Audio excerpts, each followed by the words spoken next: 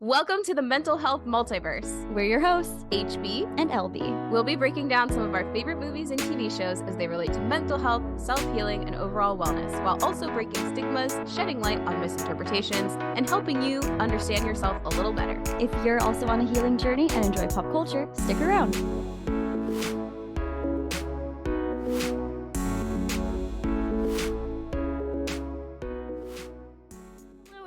Welcome back to another episode of Mental Health Multiverse. I'm very excited. Today we are talking about Wreck-It Ralph and Ralph Breaks the Internet. I'm really excited because I think there are a lot of great lessons, a lot of things, a lot of relatable things that Ralph goes through as far as like identity, insecurities, friendship, growth, change, things like that. So let's talk about that today.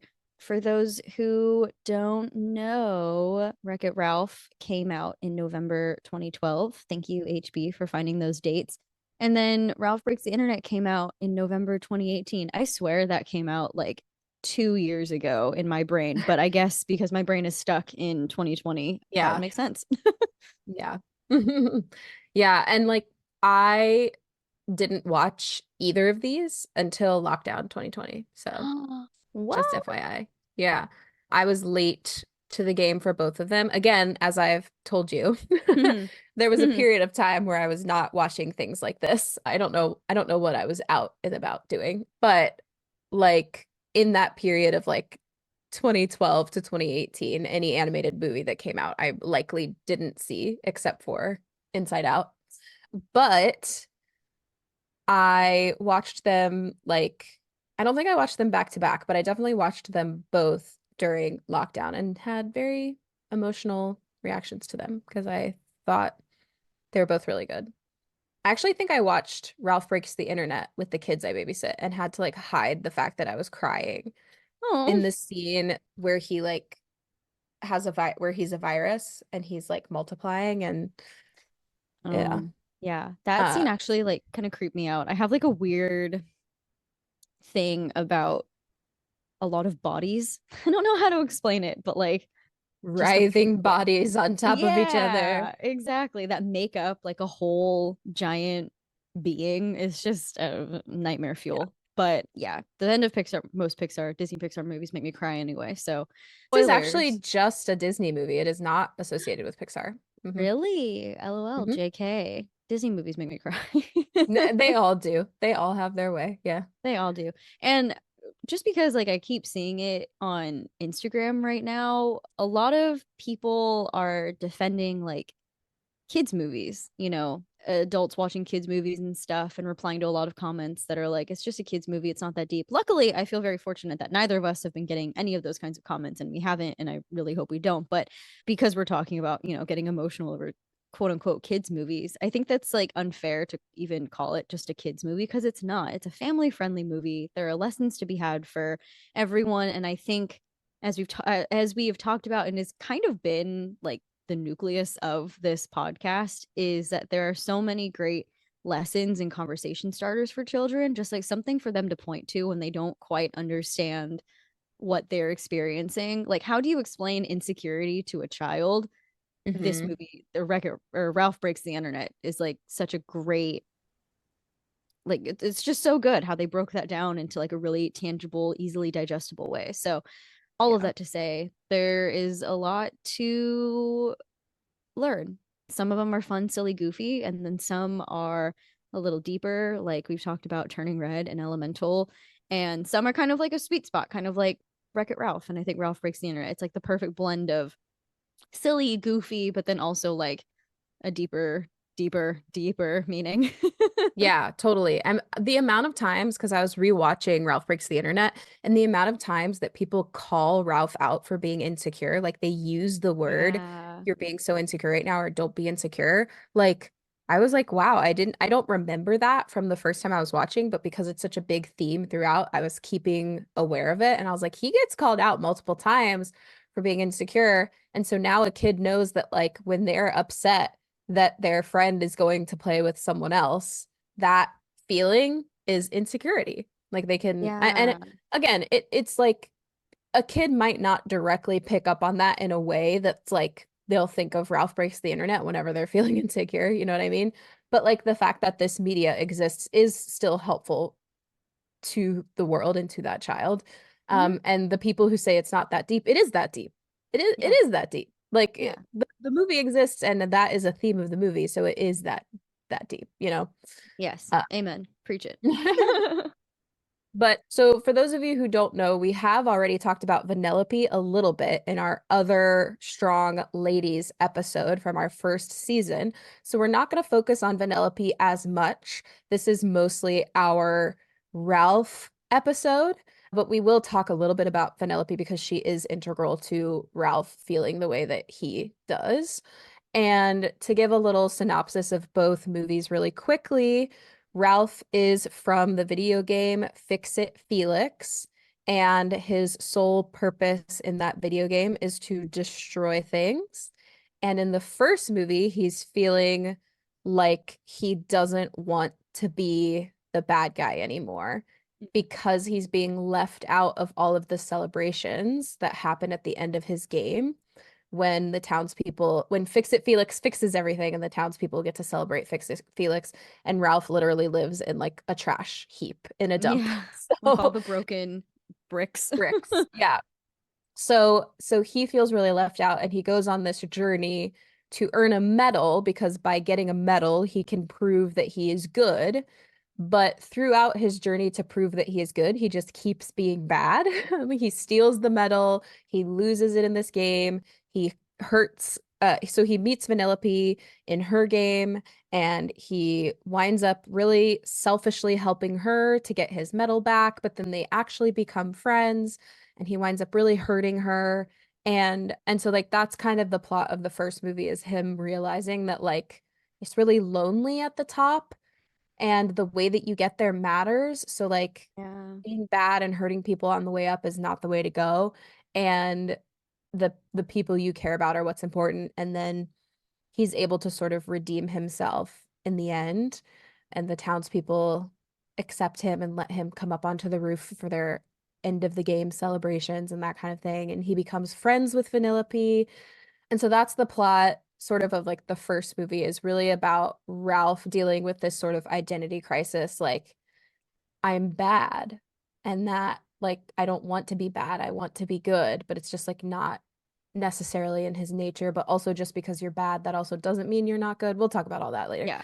Yeah. His little mantra from the first movie is, I'm bad and that's good. I'll never be good and that's not bad. There's nobody I'd rather be than me. And I remember, because in that scene, it's like a very pivotal moment of the movie when he's gonna essentially sacrifice himself to save the day. And I remember just like crying in the movie theater watching that, because I was like, oh my God, he's gonna die and he's finally accepted himself. Yeah. And then Ralph Breaks the Internet is a little bit more focused on his relationship with Vanellope. And what's funny is that Vanellope's whole thing throughout this movie is that she's looking for something more and something different that her game isn't offering her. And Ralph is like, why would you want that? Everything's perfect. And it's just kind of funny to reflect on both of these at the same time, because he was going through that sort of identity crisis in the first movie. And they take place 6 years apart. And so he has been happy for 6 years. So he doesn't understand why Vanellope is feeling like she wants something different or something more, because he's so happy with how his life is, not remembering that just 6 years ago, he was in the same place that she is now, which I think is very interesting. But that desire of hers to find something new and to discover whatever it is that her heart desires leads to a lot of insecurity on his part, and he starts feeling like he might not be enough for her. So that's kind of the plot of this. One of the kids breaks the steering wheel for Vanellope's game, and the only way to get a new steering wheel for the game is to go to the internet. There's only one, and it exists on eBay that they call eBoy, and it's $200. So the owner of the arcade doesn't want to buy it because he says that the game doesn't even make that much money in a year. So Vanellope and Ralph go into the internet to try to get this steering wheel, And that's where Vanellope starts discovering where she might belong, or what she starts discovering what the more is that she might desire. And Ralph feels very alone and left behind and insecure. So that's the plot of the second one. Yes. No, good synopsis. It's cute too because they really hammer home that Vanellope is technically a Disney princess, and she gets to meet all of the Disney princesses, and they have that iconic scene where she's like, "Do I need to get help for you guys? Like, are you being held against your will?" Because they're like, what makes you a princess? Is it because you've been captured or enslaved? Did someone take your voice away? Did a big strong man come and help and solve all your problems? Which I thought was really, really funny. And then her I Want song is like the funniest song ever. It's fantastic. It's amazing. I can't listen to it on repeat, but I appreciate it. Yeah, because it's not like a good song. It's not good. No. Sarah Silverman is a fantastic voice actress, and she's not a singer, but that's okay. No, it's really cute. Yeah, I do think it's really interesting that in both movies he's grappling with kind of an identity crisis, a lot of insecurity, and like these labels that he's put on himself. And it makes sense that in the second movie, when Vanellope feels, or when he thinks that she's kind of drifting away because she's making more and new friends, that it's a reflection of him, that like he's not good enough, that he's being compared to. And like Vanellope does nothing outright to say that like, oh, Shank is so much better than you, she has nicer hair than you. She's just like complimenting a person that she just met, and Ralph is taking it really personally. And it makes sense why, because as we saw in the first movie, he really values Vanellope's opinion, and at the end of the movie he's like, if that little kid thinks I'm okay, then how bad could I be? So Yeah. which like makes me sob every time. But Yeah. anyway, it's Yeah. just so sweet. They have a really cute relationship. And yeah, so the second movie really is about Ralph kind of experiencing growing and change for the first time, I would say. Like, yes, even though he went through a big identity crisis and growth in the first movie, nothing really changed as far as like he still has his game and now he has a friend, but he's never experienced something as dramatic as like going into the internet, which I really love the portrayal of the internet, and I wish it were as cute and sweet, and or I guess it's not all cute and sweet, but like when they showed Twitter, now called X, it's just like a bunch of cute little birds chirping at each other and sharing the same meme or something. Yeah, when I saw that, I was like, not. oh God, this is X now. Yeah. It's like, not wow, Twitter anymore. how funny things have changed in 6 years. So I wonder if they made a Wreck-It Ralph in the internet movie now, how different that would be. I think TikTok would be on there. I don't know if TikTok was a thing in like 2018. No.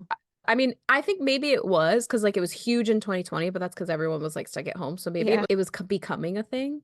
Maybe. I remember when TikTok was first introduced, when I was first introduced to TikTok, it may have been 2018.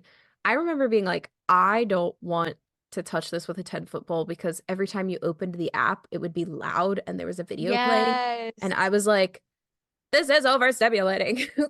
I honestly still don't open TikTok very often. Like Same, my friends have started, instead of like direct messaging me on TikTok, like links and stuff, they'll now text it to me. And I'm like, guys, I'm not texting it to me is not going to incentivize me to open it anymore, just because I don't like hearing all of the things, and I don't have the patience to like sit there and listen to someone talk all the time, which is ironic because we're on a podcast. Anyway, it's fine. But it's like different, because at least when I'm listening to a podcast, I'm picking and choosing the content. Whereas with TikTok, it's like now Algorithm. especially, it's like cute video, a person talking about like their most deepest inner secrets and trauma, and then it's a shopping ad. And I'm like, what is happening right now? It's whiplash for your brain for sure. But yeah, I could imagine, because like the big ones on there were Snapchat, Google, which Google is still just a monopoly on things. I don't remember seeing Instagram, but maybe I just wasn't looking up when they showed Instagram, but I feel like that would be big too.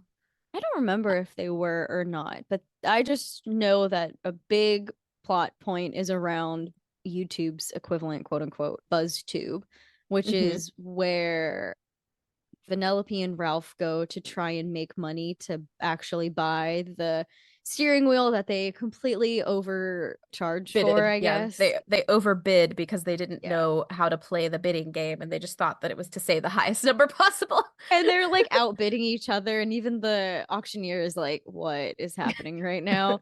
So it went from $200 to like a reasonable $350 because someone else was bidding on it, and it went all the way up to $27,000 or $27,001. Yes. And so it's like a and I think a lot of the movie too, what we see is like a culture shock on Ralph and Vanellope's experience. But I think it's interesting how they respond differently, because I think that's really accurate to a lot of things now, especially like it. I just had this conversation with my boyfriend's grandparents about how it feels like the younger generation just picks up on new technology and new things a lot more quickly than older people, I guess. So even though Ralph isn't old, he and his game are significantly older than Vanellope, which I do have a little question. Do you know how old they're supposed to be? Like, is this relationship cool? Like, I know it's cool, but like, is it cool?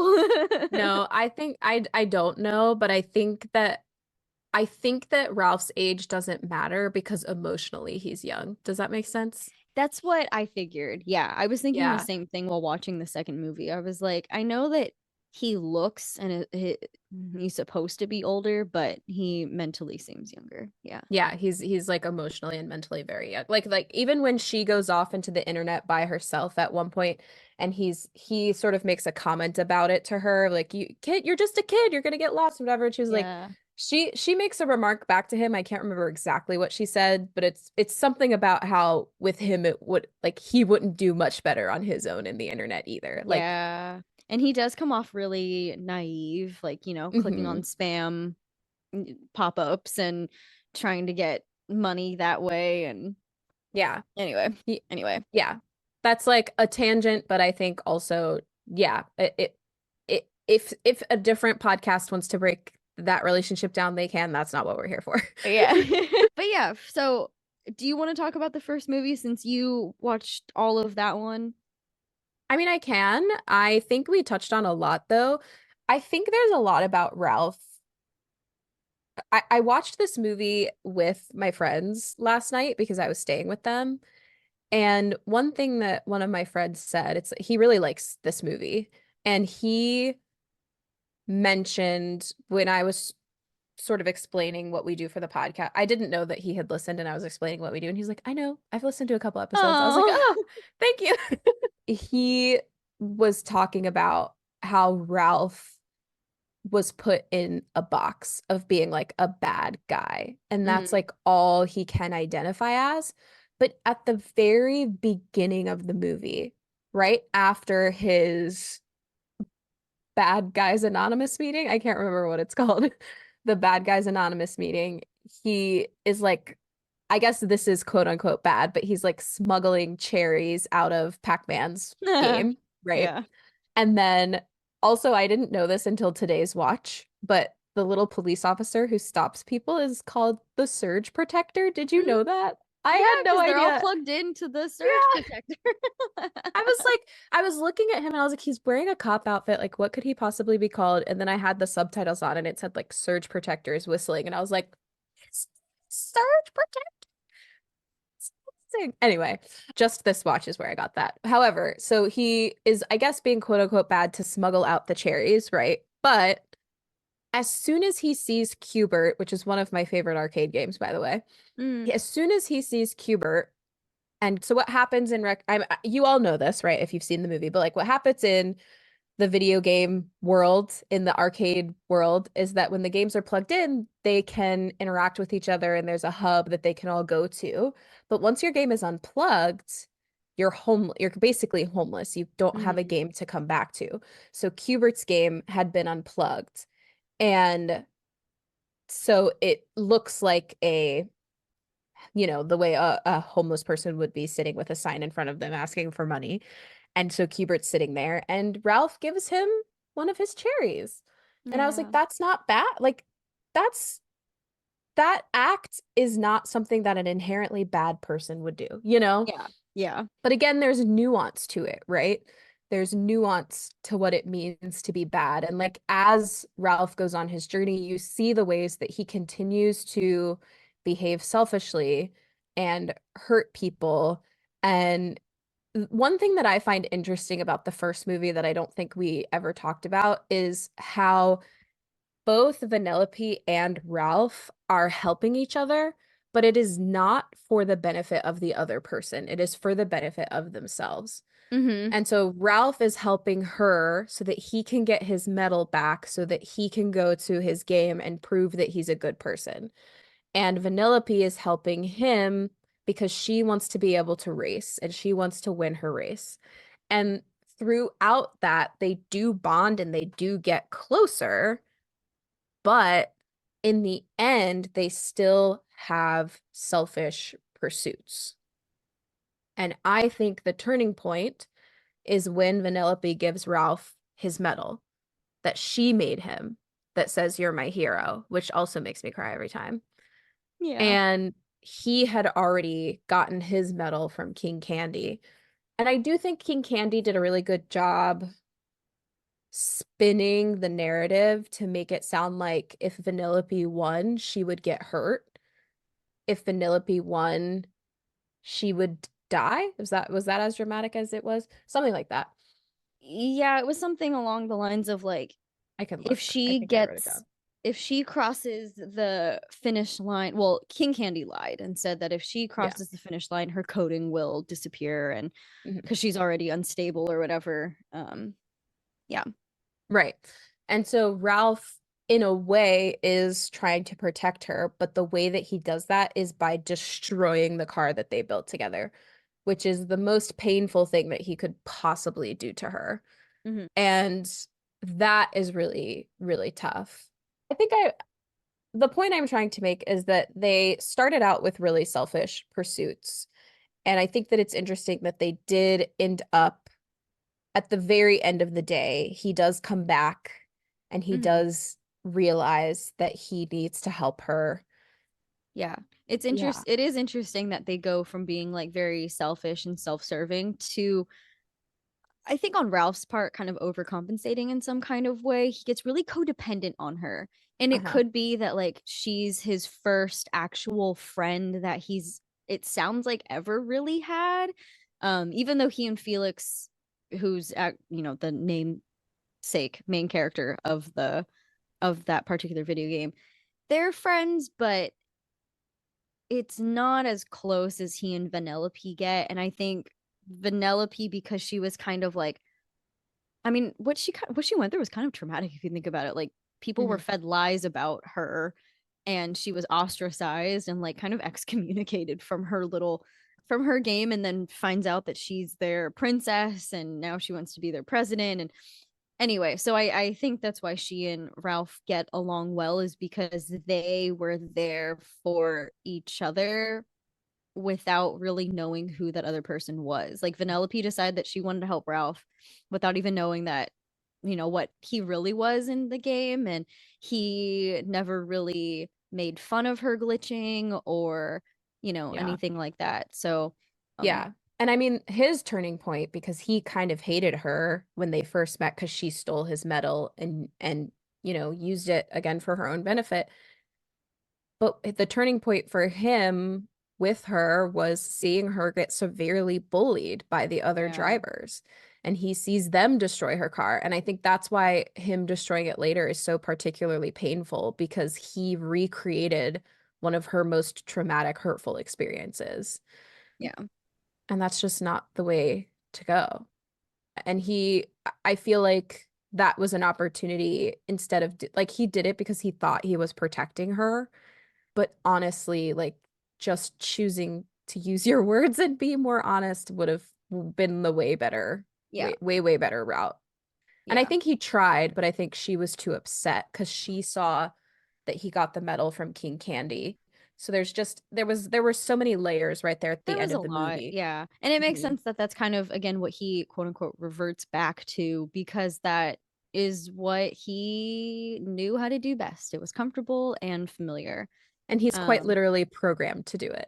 Yeah, exactly. So anyway, the first movie is a lot of both him and Vanellope embracing who they are and recognizing that the things that they have to do in their respective games don't entirely make up who they are. But I do think it's interesting that somehow by the beginning of the second movie, that has evolved into essentially codependency on Ralph's part. I don't know what you would say Vanellope's kind of role in this is, but codependency, I think, is not necessarily a buzzword, but I think it gets thrown around a lot to describe someone who just kind of likes being around certain people. But I think it's important to identify, like, I don't want to call it real codependency, as if what other people might see as codependency isn't exactly real codependency. Anyway, but there are like 5 main, I guess you could say, symptoms that we see completely in Ralph, and that's low self-esteem, people pleasing, difficulty setting boundaries or respecting boundaries, caretaking, and dependency. I think he does a lot of that for Vanellope. Like when she's talking about, like, she's so bored with her game, she wishes something would be new. He goes into her game to create a new track, and that actually is kind of what breaks the game, is because that's not in the programming, and it's the real life girl trying to, race as Vanellope, and then Vanellope trying to kind of take matters into her own hands. So, I mean, obviously they share equal blame, but Ralph really like overcompensates and tries to do a lot of things that I could see within myself from just a few years ago, of just like really going above and beyond to make sure that my friends are happy. I will say that I don't think he necessarily puts his needs on the back burner, but they've kind of set it, the movie is set up in such a way where Ralph doesn't really have needs other than Vanellope, right? Like, he's happy with his game, he's happy with his life overall. He just wants to be as close to his best friend as possible. Yeah, so I guess that's like my only little asterisk nuance with the people pleasing thing. But I definitely, we obviously see a low self-esteem when it comes to him reaching back out to his family again, because he understands the concept of a virus at a very like rudimentary level, because of the viruses that he's experienced in other games. Like at the very beginning, he and Vanellope are riding through Tron, and even Vanellope's like, doesn't that game have a virus? Maybe we shouldn't. And he was like, no, it should be fine. And they get caught in like a thing, but that virus is obviously very different because it's just localized it's contained to the video game, and it's not that severe. It's just like you hit one part of the track and you just like glitch out. But as we know, being users of the internet, viruses on the internet are much more severe and detrimental. And his intention is also very selfish, in that he wants to scare Vanellope to not want to play Slaughter Race anymore, so that she'll go home and just keep hanging out with him. So I, again, like, that need for control within a relationship is another marker of codependency. And he has to do a lot of work, and I'd like to think he gets some help from the princesses in Wreck-It Ralph 2, which is like one of my favorite scenes. But anyway, I think he gets some help from the princesses to realize, like, people grow and change, and that's not a bad thing. And I think it's so relevant when this movie came out, for either like older teenagers or young people in their 20s watching this movie, because I'm kind of going through this, of realizing like my really, really good friends from high school and I have grown apart. And it sucks, because like I just always think about how, we were there for each other, we really loved and supported each other, and it was nice to have that. But do I want that from them, or do I just want the love and support? You know what I mean? Yeah. Yeah, you know what I mean. So I really appreciate that lesson from this movie, that just because maybe your friends are getting other friends, or they have different dreams, or are pursuing a different lifestyle than you, it doesn't mean that there's necessarily anything wrong with you, right? They're not growing and changing to be away from you. It's just that they're growing and changing and evolving, and I'm sure you are too on some level, and it might be scary and it might be hard because I think a big thing, you know, I'm in my late 20s now, reaching 30, and the idea of making new friends almost seems, I don't want to say impossible, but you know, in school it's a lot easier because you're in classes with people, you meet people at a new job and things like that. But and something my boyfriend and I have talked about is like, how do you make friends as an adult? But like, think about us, right? Yeah, yeah. No, that's why I Like, was like, we but we've done it. found each other. And I think that is something that we speak to a little bit on this podcast, and maybe not in this direct way, but when there are people who you are introduced to, whatever the vehicle is, like you and I met in a coaching program, right? Mm-hmm. You will gravitate towards the people who are for you, right? Yeah. There will be a mutual sort of reciprocal energy there. And you know, you might be like, at first it might be a little intimidating, like, wow, I really think this person's cool. And then you might get to know them and realize they're not quite as cool as you thought, or that you were putting them up on a pedestal or something, right? Which does happen. Or Yeah. maybe you do start to get to know them and you really discover, oh, we are simpatico in these ways, like how you and I kind of did. It was like, oh, Marissa and I have the same brain cell, and now that we're friends, we just pass it back and forth. Yes, You know? actually.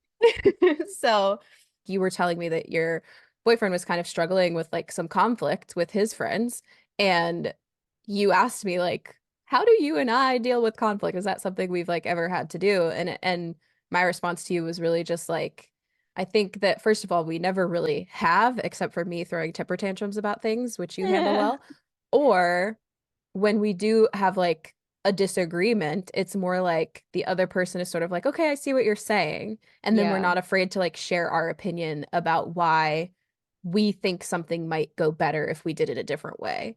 And Yeah. usually the person who is disagreeing kind of says, oh yeah, I actually see where, like, I see where you're coming from, you know? Yeah. Or it kind of turns into like we take the best of both things and pivot from Compromise. there.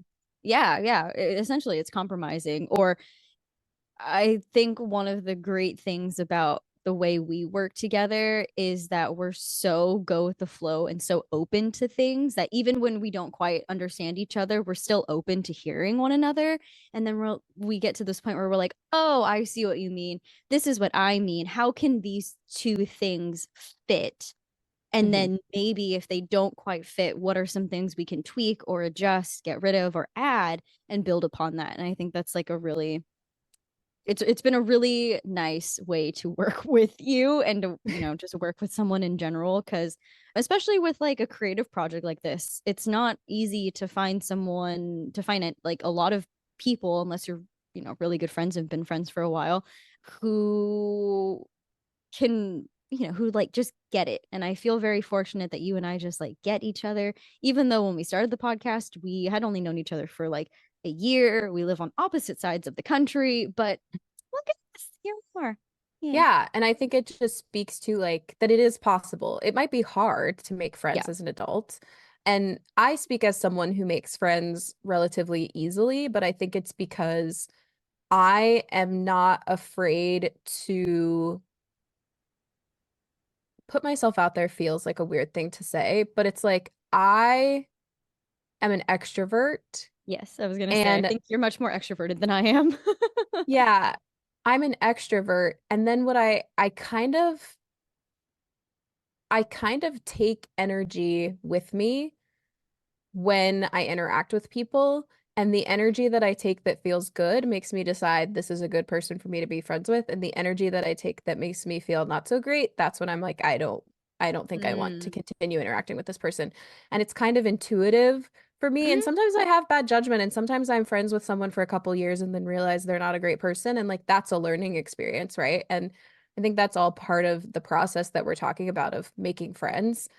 Even if in a couple years you realize like you don't want to be friends with that person, it's not that you shouldn't maybe have ever been friends with them. Like maybe and there are different levels of friendship, right? I think we've talked about this at length on various other episodes, but there are different levels of friendship. Not every single person in your life has to be your bestest friend ever, and you don't have to have these really deep, close connections. There are some friends that I love so much with all my heart, and we're just more superficial friends. We don't really talk about the deep stuff, but I know if I ever want to have a good time, these are the friends I go to, Yeah. and And that's it's okay great too. to have, it's great to compartmentalize your friends sometimes. Like, not Yeah. everyone has to be the friend that you talk about your deep-seated trauma with, like sometimes you do just need some party friends. And to have that expectation of every friend, I think is not fair either.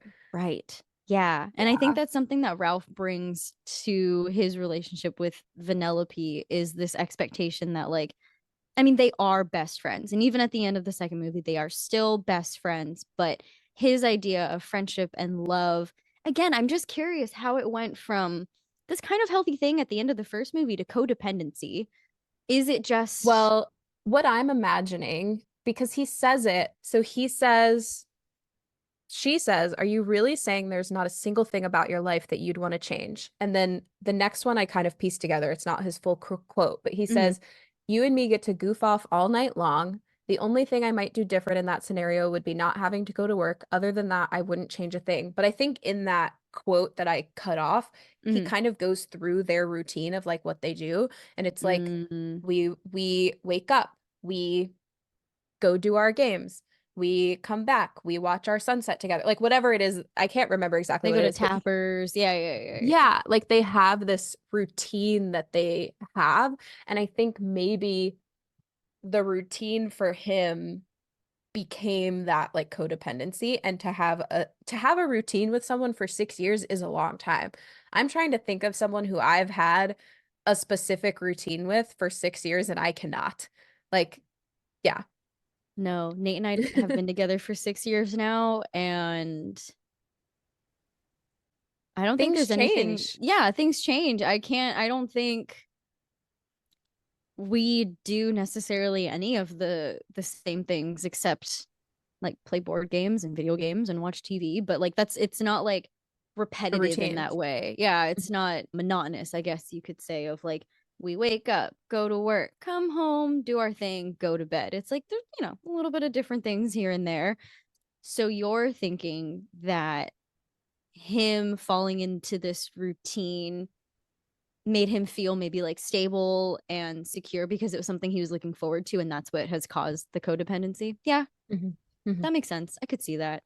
Yeah. um And it's also kind of like a controlling thing too, which, as you mentioned, is part of that codependency thing. Is like, as soon as Vanellope starts showing signs that she might want to do something different, he's like, no, no, mm, no, no, no. yeah, yeah, no, that makes sense. So for anyone listening to just kind of follow up on the codependency and bring that back full circle, I don't want to say the opposite of codependency, but I think on the other side of codependency, after you have learned, you learn and you grow and you change and you embrace that change is just a natural part of life. It happens, is interdependency. And interdependency is kind of, again, I don't want to say the opposite of, but maybe like a counterpart to Or like a codependency. healthier. I can't think of a great analogy for it. But basically in codependency, it's like either both people or one person is just giving a lot and a lot and a lot. And some people might mistake it for narcissism because of the love bombing that can happen, but I don't think that's always the case. It's typically there's a lot of like enmeshment, a lot of like you and me against the world. We have to have Yeah. the same thoughts, opinions, ideas, beliefs, and things like that, depending on the level. Again, it's like very obviously we don't see a lot of this in a children's movie, but we do see like hints and glimmers of codependency. But anyway, by the end of the movie, they have learned how to be interdependent. So it allows, basically what that means is that both people within a relationship are allowed to make their own choices, be their own person, and still be in a relationship with the other person. And again, relationship can mean romantic, friendship, whatever. I'm just Yeah. using it as a blanket statement right now. Mhm.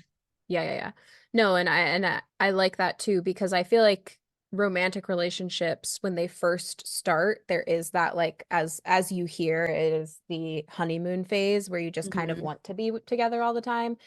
And developing more of an interdependency, I think, is very healthy because you still get to be your own individual person while building a relationship with someone else. That way, if the relationship does end, your life isn't completely intertwined with this person. And I know that's sort of just like, that's like a general thing because, of course, we're not talking like marriage and children and all of the other complications and things that come along with that. Yeah. Yeah. So while I was watching the movie, I had found this really good article from Rudoy Medical Psychiatry. But anyway, I found this article that was about codependency in friendship specifically, and kind of the different markers someone could use to look for codependency within the relationships. Again, there's a whole lot of levels. Codependency could easily turn into like abuse and control and narcissism and things like that. But I think on a very base level, these are really helpful things to find. So there are like 7 different quote unquote symptoms. So like neediness, neediness, fixer helper dynamic, emotional exhaustion, shared emotions, difficulty with boundaries, jealousy, and one-sided support. And then there's like a follow-up question of what to do if you found the signs of codependency in a friendship. And I kind of like these of identify the root cause. It's essential to understand why codependency has happened or developed in the first place. And again, they talk about like each person's past history. Maybe they have a history of needing that validation, like we saw with Ralph in the first movie, or childhood experiences, or with boundaries, and then learning how to set boundaries, practice self-care, encourage independence within each other and within ourselves, and then communicate openly and honestly. And then if you feel like it needs it, seek outside help and be patient and kind. So that's like a very watered down, I think, bullet point ish list on codependency within friendships. But I like that it's represented in a children's movie, because again, so much of what children are experiencing are these very complicated dynamics and emotions, and it might not be easy to say like, I'm feeling jealous that my friend is making new friends. Some adults can't even say that, you know, like instead they'll just do this very passive aggressive thing of like, well, I'm just gonna like unfollow them on Instagram, or I'm just gonna delete their number, and then like never really talk about it or get closure or be, you know, like have a grown-up conversation about it. So again, this movie is very family friendly, and in the fact that I think a lot of people experience this, a lot of people experience change, and they're very uncertain, and depending on the kind of change, it can make them feel really insecure. And so they, as we do with anxiety, we try so hard to control something that is out of our control. And that can lead to some really harmful things, either for ourselves or for the people we care about, because we're trying so hard to make ourselves feel comfortable because we are uncomfortable with change, you know? And the biggest thing I would just say is change happens, and it's not a reflection, not always, I don't want to say it's not as a absolute statement, but oftentimes it's not a reflection on you. And I hope that you're growing and changing, and that that you and your friends are not the same people that you were in high school, because that's part of growing up. Yeah. Or like, and not even high school, but just like 6 years ago, because that's like the span of time Yeah. that this movie Yeah. represents, you know, like if you are the same person that you were 6 years ago, like, I don't, you know, I'm not saying that there's anything wrong with that, but 6 years is a long time, you know, and Mhm. I think we go through a lot in 6 years. So it would be unrealistic to expect someone to be the same person that Yeah. long, you know? Yeah. And there are obviously things that might stay the same. You might have the same interest or favorite movie or something, but maybe your core beliefs have shifted. And even, you know, growing and changing doesn't necessarily mean you won't come back to that person. That's not to say that you'll regress, but maybe it's that like, if you know, you and I were to talk 6 years from now, we might have different thoughts, feelings about the things that we've talked about in this podcast. But that's Yeah, not to say because society changes and yeah. everything evolves, you know, and we grow and evolve with society. It's like the conversation that we had on the end of season roundtable. Mhm. There are things that we said 6 years ago that are not socially acceptable anymore, Yeah. Yeah. Nope, that's true. But yeah, I think it's important to embrace change as best as possible. And just because you're like, I think the other thing too is when we talk about growing and changing, that doesn't mean you're becoming a completely different person. We're not telling you Hmm. like change yourself. Hmm. We're just saying that if you find yourself growing and changing, it's not necessarily a bad thing. And oftentimes it's not even becoming a different person. It's that you're shedding the layers of what society has told you you should be, or what other people or society has, or your community has said, or something. Oftentimes, when we're talking about growing and changing, it's not about becoming a different person.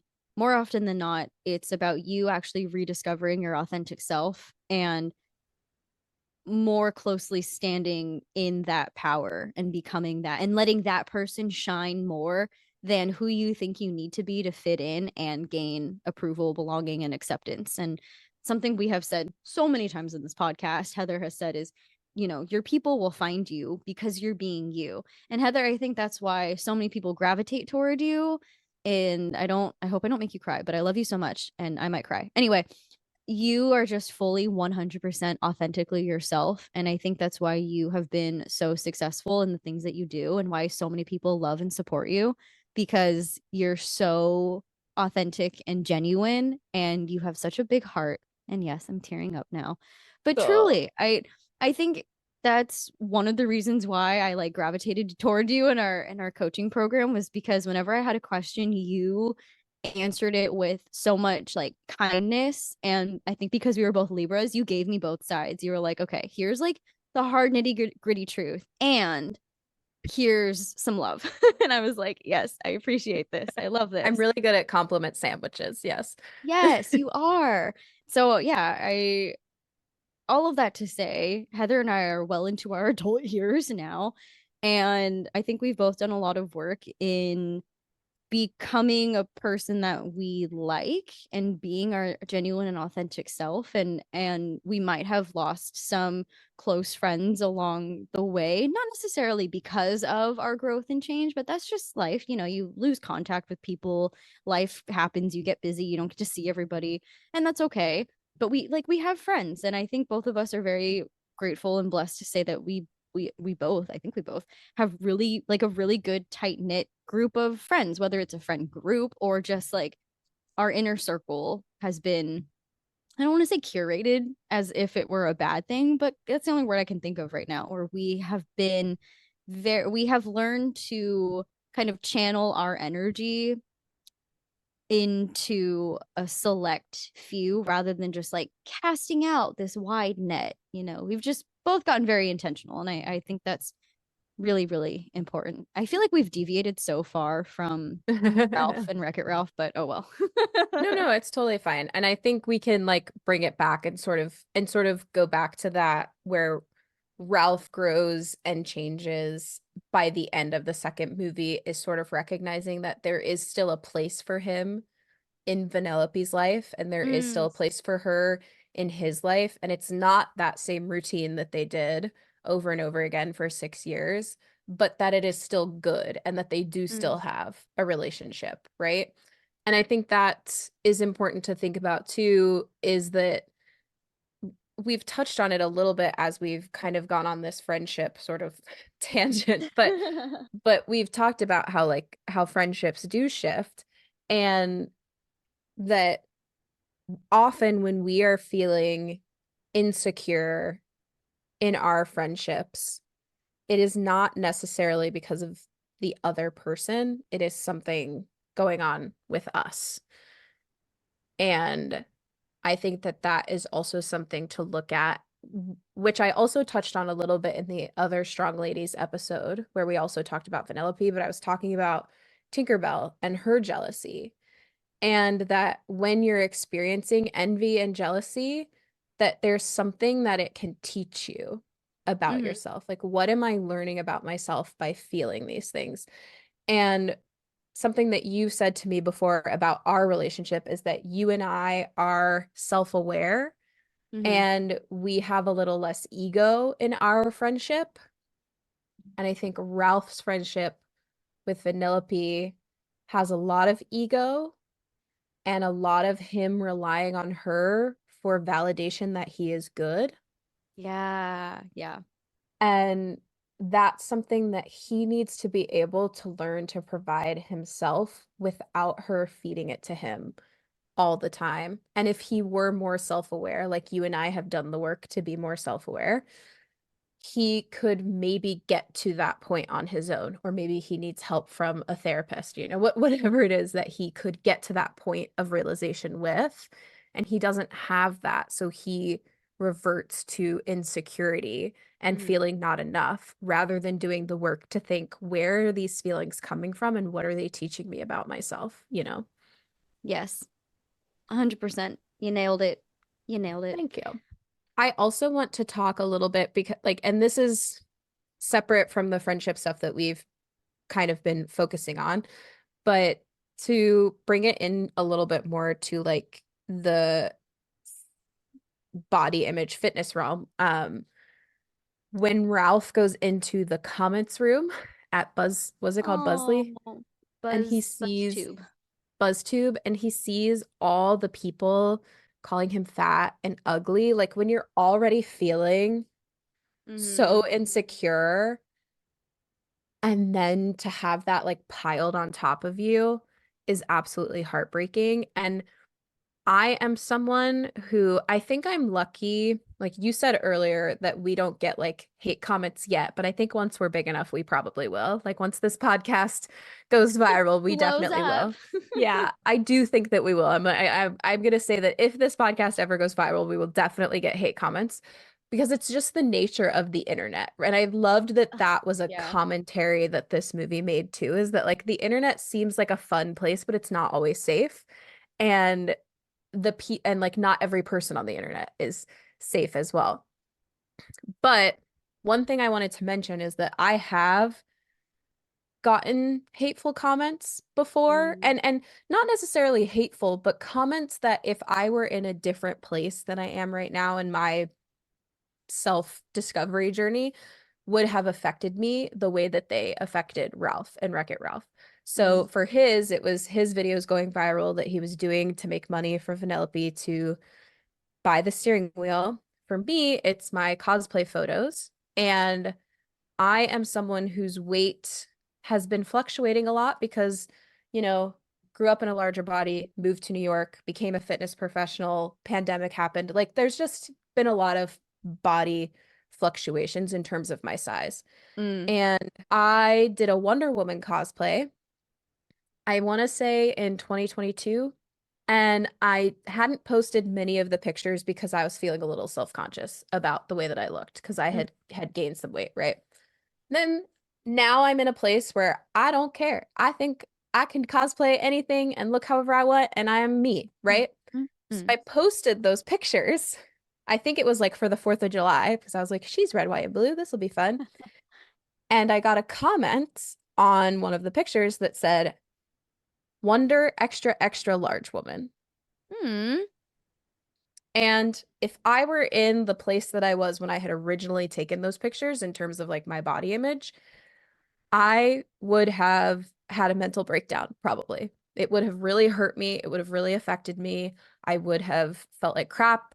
I would have probably started changing habits about the way I work out, the way that I eat.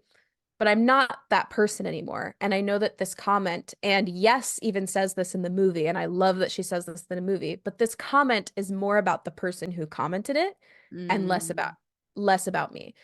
Like them seeing that photo of me triggered something in them that made them want to comment a hateful comment. It had nothing to do with me. And so one thing I want to share, because I think this is important and it did come up in the movie, is some tips. I saw that comment, and of course I felt some type of way seeing it. Yeah. But instead of letting myself sit in that sadness, I said, how can I turn this around and turn it into a teaching moment for people who don't know how to deal with comments like this? And so here's how I deal. And I have this in Instagram post, I can share it in the show notes, but here's how I deal with harmful comments like this. First of all, acknowledge whatever emotions come up without judgment because we are human. And if a comment like this bothers you, you're absolutely allowed to feel however it makes you feel. Mm-hmm. Sad, angry, hurt, whatever, because your feelings are valid and someone said something hurtful for you. So I do not want to dismiss how a hurtful comment might make you feel. Second is that the comment is a reflection of them and not a reflection of you. So remember that anyone commenting something like this has their own deep-seated, deep-rooted set of insecurities that they're dealing with, and they're taking it out on you. Third is to create affirmations for yourself that you can actually believe. So for me, for example, is I deserve to take up space in the cosplay community. Cosplaying as Wonder Woman makes me feel strong and powerful and empowered. I am worth more than an internet stranger's opinions. Like those are the kind of affirmations I tell myself when I get specifically for that comment on that post. Yeah.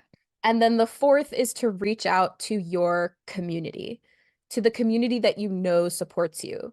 So for me, I sent that comment to some friends and family and said, this is a comment I got, and this is how it made me feel. And there are people who support you and who will be like, that wasn't okay. And just whatever it is that you need, let them know what you need and then get that from them. And so just like reach out for that support.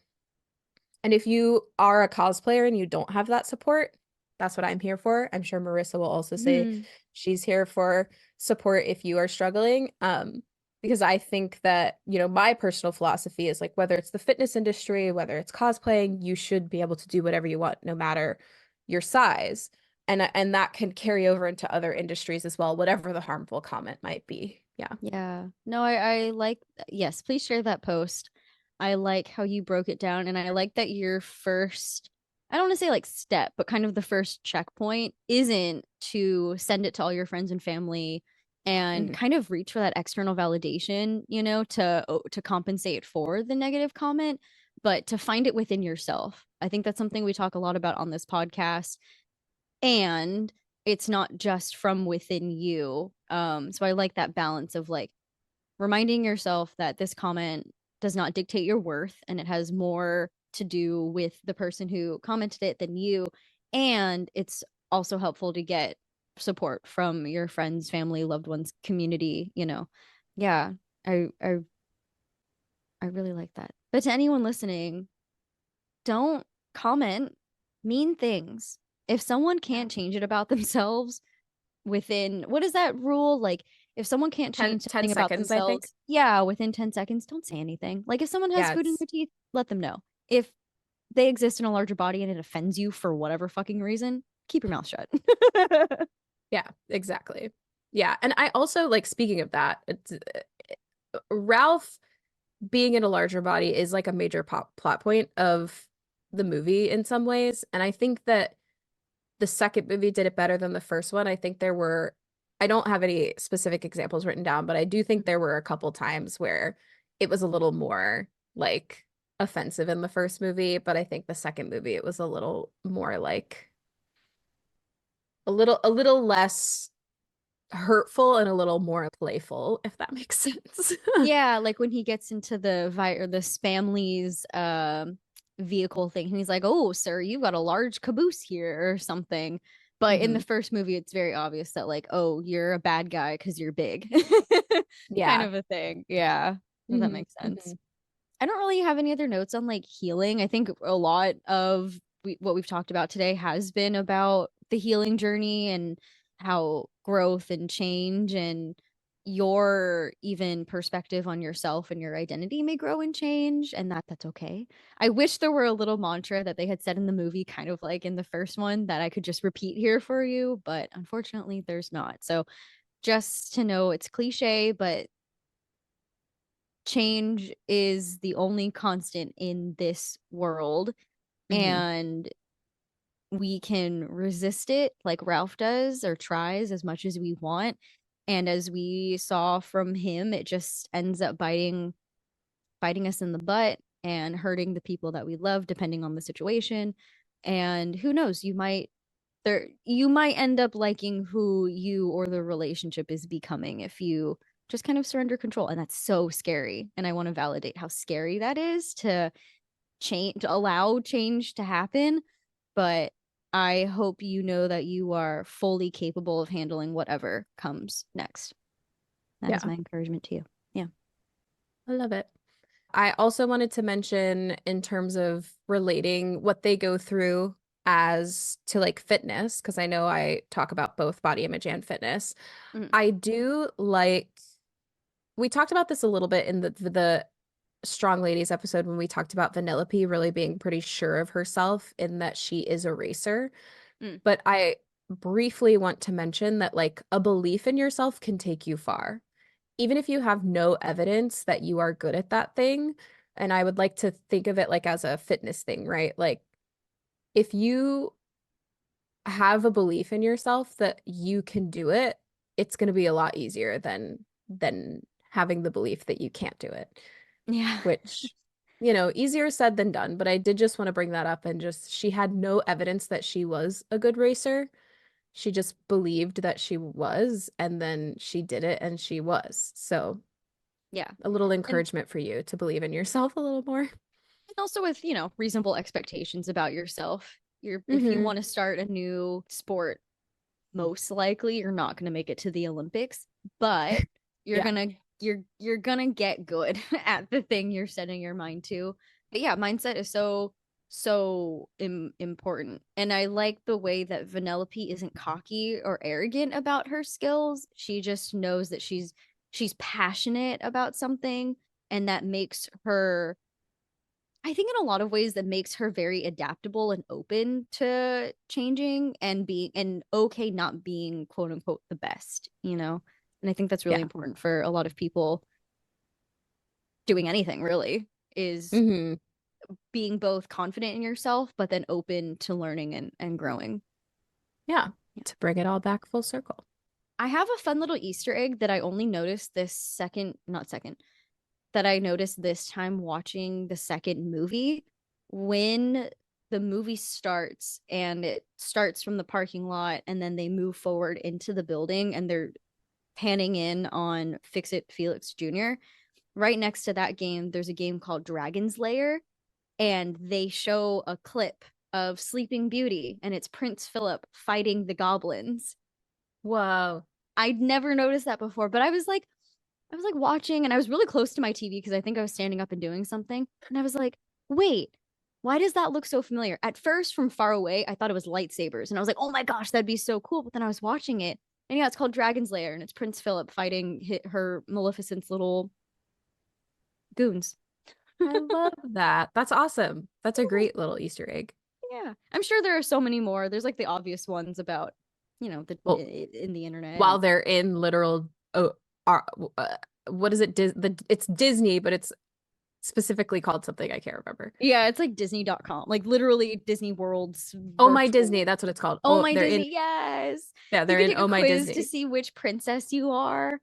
Wait, we should take that. I'm Moana. I don't need to take it. Not right now, but at some point we should take it just to see. Just to see. I think we touched on a lot of great points, and I am curious to know what other people took away from this. So you are always welcome to email us, DM us, and if you join our Patreon and become an exclusive member, we have a Discord dedicated to finishing conversations or kind of like chatting about the episodes if there was something we started talking about and didn't finish, which may happen, has happened. We also cut down our episodes and put any little other bonus content in Patreon as well, and we share our notes.